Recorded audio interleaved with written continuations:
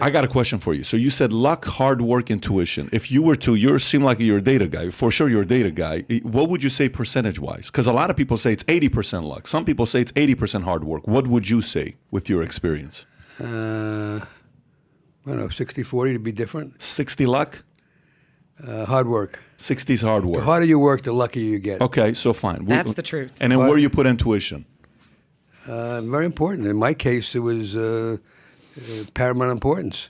You got to go with your gut. And I tell these young people today, I do a lot of talking at colleges, basically, you got to basically have good intuition. You have to have good judgment. You can't teach that, though.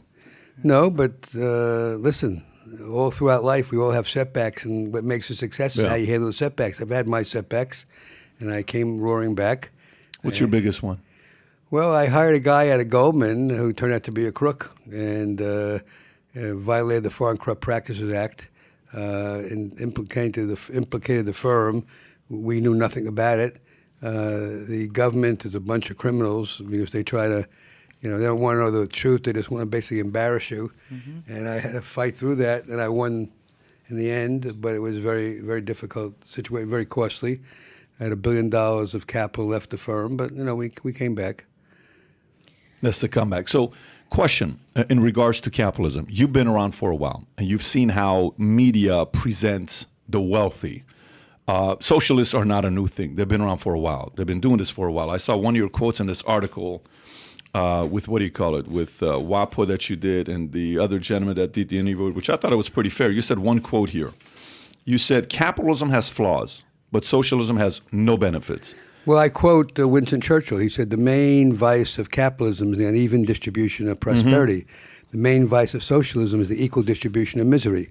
One of my other heroes in life is Ken Langone, who's one of the finest human beings I've ever met. He really is. Fabulous guy. If you haven't read his book, you got to read it. I love capitalism. I read it. Yeah. I read it. He and I have a lot in common. His father was a plumber in Long Island. My dad was a plumber in the Bronx. And I think the world of Ken. And Ken says he'd like to take his private plane and fly these young kids that think socialism is superior to capitalism to Venezuela and Cuba and see what it's all about. I went to Cuba about 6 or 7 years ago on a mission. And it takes 3 hours to get from the suburbs to downtown to get to their work because they have no organized transportation system. Their cell phones cost, I think, $3.85 a minute. This is 5 years ago. Gosh. They all drive around 1955 Chevrolets. $3.45 a minute? $3.85. A minute? Yeah. 5 years ago. 5 years ago. And they can't afford it. And the only capitalists in the country are the hookers. Wow. I lived in Venezuela. I mean, I was witness to the craziness before Chavez came on, and there's something to be said about how desperate people get when there's an inequality divide in the United States like there is, but that's not the solution. Not the solution at all. What's changed though? What I'm trying to find out with you is, so 25 years Goldman, 25 years Omega. 1966 is when you took the job offer with $12,500 with 15% rate growth. Over 5 years, you make $25,000, and I'm assuming you made it. I made $180,000 in the fifth year. Great. So ninth year, they have that big, you become a partner, $40 million, and then $1.8 billion. You've been through the whole ride as you went through, and then start your own company. The relationship between the capitalist and media and the youth, there's always been a relationship, right? There are more poor people than rich people, and the politicians like to play that up. Yep. I had this battle with Elizabeth Warren, who I consider a politician in the worst sense of the word. So I gave a speech at a conference about 3 or 4 years ago, at a time when she was running strongly in the polls, and the moderator asked me, what do I think the market would do if Elizabeth Warren won? And I said, we'll go down 20%. Next day, not knowing anything about me, she tweets, Leon, I'm only looking for 2%. There's the wealth tax, which is complete bullshit. Give others a shot at the American dream. So I think long and hard, and I decided to tell you, Michelle Obama made a comment, when they go low, we go high. And I sent her a very, very good 5-page letter, which I recommend if you don't have, you get it. Yep. In fact, it was so good that Larry Summers, who's a liberal economist and a very bright man, calls me up and says, if you submit that paper in a class I gave at Harvard, I give you an A+, not an A+. What does she write? Next day, doesn't address anything I wrote in the letter, which was very respectful, very balanced. I told her we all got to work together to fix the problem. She comes back and says, inside trader, where I had this problem with the government, I won the case, and owned stock in Navient, which was irrelevant to the situation. She doesn't like student loan companies, and made no attempt to address the substance of my letter. And so I look at it as a politician in the worst sense of the word. Then a year later, she invites me to appear before one of her committees in Washington. I turn it down, and she says on TV that I was afraid to meet with her. And I wrote another letter. I says, I'm not afraid to meet with you, but I sent you a very serious letter where basically somebody commented it was an A-plus paper and a liberal economist, and you dissed it and never responded to it. I'll meet you in any program on TV to debate you. How do you get to be a billionaire in the economy? You know, basically, you get to be a billionaire, you should develop a product or service that the world needs, and you get rewarded for it. And most billionaires I know give the money back to society. You know, and I love telling the story. I'm very friendly with Bernie Marcus, who lives in my community in Florida. And, you know, Bernie, I think, was terminated by Sandy Siegaloff on a Wednesday night. He calls up Ken Langone in tears, saying, I got 3 kids, a big mortgage, I have no income. And Langone, who's a tough guy, yes, he says, what the hell are you moaning about? I'll raise you money, you'll open your superstore. So he gets 40 families to put up $50,000 each, raises $2 million. The market cap of Home Depot today is over $300 billion. Yep.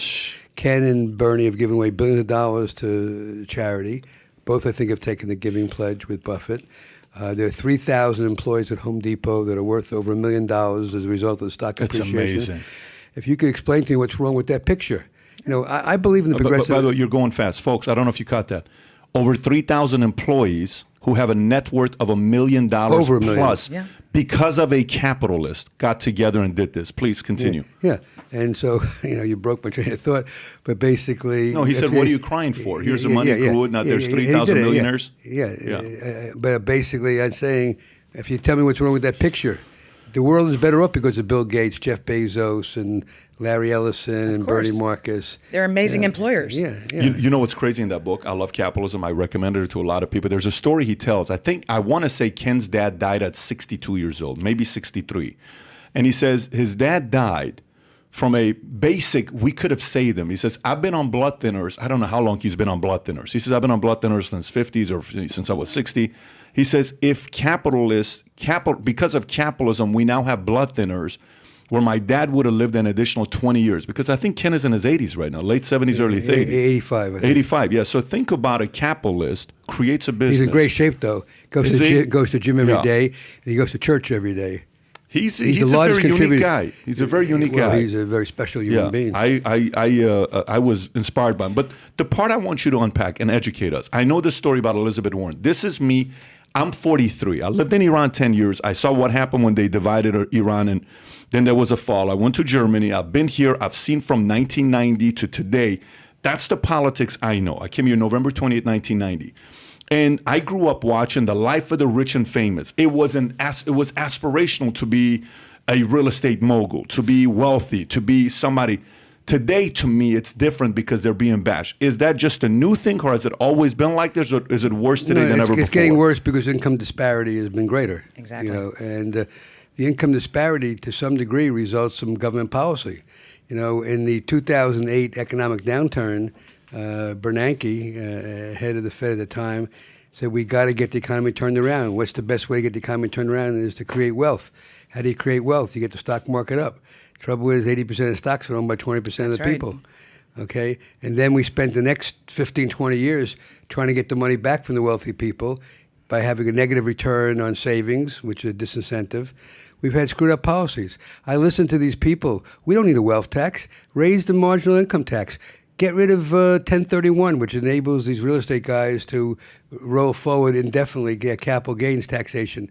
Eliminate carried interest, special taxation for hedge funds and private equity firms. That would be huge. Get rid of the loopholes. You know, I have no problem paying more in taxes. But what I love quoting is Thomas Sowell, the black conservative economist. Incredible economist. He says, in this era of social justice, what is your fair share of what someone else has worked for? Now, you speak to Bernie Sanders, who's a communist. He's not a socialist. He's a communist. He says a marginal tax rate of 90%. You speak to Elizabeth Warren, she says 70%. You speak to Paul Krugman, New York Times, 64%. You know, I'm willing to work 6 months for the government, 6 months for myself. I have no problem with progressive income tax structure. I think the biggest question we have to confront as a nation today is what should the maximum tax rate be on wealthy people? Because that will define the revenue yield to the government. The government's got to size themselves to that revenue yield. And I'm willing to work 6 months for the government, 6 months for myself. And that sounds about right and fair. Beyond that, I think it becomes confiscatory. I want to give away. I work for my money. I want to give it away. I don't want the government giving it away. So you know how sometimes a progressive will say, well, you know, that's all good and dandy. You don't want to go to 64% or 70% or 90%, and you're calling Bernie a communist. How about the fact that for 40 years, the top line taxes, you know, was income taxes was 90%. And how did America make it? And middle America was doing better. You'll hear a progressive saying that. What's your rebuttal to that? Well, back then you had enormous deductions, which have now been eliminated. So what does that mean? Tell us what that looks like. Well, you know, you have a lot of write-offs. You can go into oil and gas ventures and real estate ventures and other forms of deducting expenses against your income. So your effective tax rate was not nearly the number that they talked about. I think it gets to be a question of equity. You know, you work 12 months a year. What is the government's share of that? What should it be? And I think if you work 6 months for yourself and 6 months for the government, sounds about right to me. You know, and look, at the end of the day, if you think about it, the wealthy people, there's only 4 things you can do with money. I observed this many, many years ago. The first thing you could do with money is you could spend it on yourself. You buy homes, you buy cars, you buy art, you buy planes. I'm married 57 years to the same woman. She was an educator for 35 years, very purposeful. And basically, she and I have the same view, that material possessions brings with it aggravation. So we're kind of a less is more. I drive a Hyundai. I don't drive a Bentley or a Tesla or a Rolls Royce. I give away 100 Bentleys a year charitably. So I couldn't spend my money. So the first thing you do with money, spend it on yourself. I'm not an art collector. I missed that game. Like I miss Warren Buffett. I missed the art game. And I'm not into professional sports, so I don't buy teams. Second thing you do with money, give it to your children. But in my opinion, if you have a lot of money, which I developed a lot of money over the many years, giving all your money to your kids is a mistake because you deprive them of self-achievement. And I have 2 terrific kids, you know, very different. One has a PhD in environmental sciences, but he worked for his PhD. The other one has an MBA from Wharton, graduated Stanford Phi Beta Kappa. Respect. And he worked very hard. And I never gave my kids money until they were older. And they didn't. What age? What age was it? In the 40s. Oh, you didn't give them the money till you. So they had to make their own money till 40. Yeah. Well, you don't want to deprive them of self-achievement. How's your relationship with them? Excellent. They come home. The only better relationship we have is with their kids. Yeah. People ask me all the time, what's the greatest gift you can give to your children? Financial independence. Yeah. My kids still come home. The grandkids is the ones you have a problem with? No. I said, no, I have no problem. Oh, okay, I have a terrific family. I said, a friend of mine who just recently passed away said if he knew how much enjoyment he'd have from his grandkids, he never would have had kids. He just would have had grandkids. But no, I have 3 grandkids, that's cool. 24-year-old, 21-year-old, and a 13-year-old, and they're terrific kids. And I'm very close with them. And so I'd say the first thing you can do with money is spend it on yourself. I'm not a big spender. And I'm not cheap, but there's nothing I want. You know, anything I want, I can get. I can afford it, but there's nothing I want. Second thing you do with money, give it to your children. And I explain that that's a mistake if you have a lot of money. Third thing you do with your money is give it to the government, but only a schmuck gives the government money. You don't have to give them. You pay your taxes as a taxpayer, but you don't volunteer to pay them more. And the fourth thing you do with money is recycle back in society and to try to make the world a better place. And that's what I've elected to do with my vast bulk of my money. And I get a great deal of enjoyment. Next to seeing my kids and my grandkids grow old with health and in purpose, I'd say helping others less fortunate is a highlight of my life. What are your favorite causes? Well, it's not the biggest number, but the one that I like the most because it's impactful is Cooperman College Scholars. So many years ago, I made a decision to put $25 million into a fund to send 500 kids to college. The criteria was, and you had to live in Essex County, New Jersey, where I have a home. You had to be academically qualified. I'm big on equal opportunity, but not equal outcomes. Certain kids shouldn't go to college. They're better off being tradesmen. Third thing is you have to have a financial need unmet by government. And fourth, you have to show the initiative and enroll in a free 3-week pre-college program designed by Franklin and Marshall which explains to these kids what to expect in college. So when I gave them the $25 million, I said, look, I know the statistics. They're not encouraging. 35% of Newark high school kids went to college. Only 5% graduated. I said, I busted my butt for this money. I'm not going to throw it down a rat hole. You got to show me improvement. Well, our first cohort graduated, and thanks to Twinkle Morgan and Norm Atkins, who run the program for me, we had a 73% graduation rate, which is competitive nationwide. So I gave them a second $25 million. So I gave them $50 million to send 1,000 kids to college. And you're really changing lives. The average lifetime earnings of a college graduate is about $1 million plus more than a non-college graduate. Mm-hmm. Plus you give them skills to be more competitive in the world. So I've done that. More recently, I say this with a laugh, they swapped a saint for a Jew. But I gave $100+ million to St. Barnabas Medical Center, which is now called Cooperman Barnabas. I gave a large gift to Boca Regional Hospital. I gave a very large gift to the New Jersey Performing Arts Center.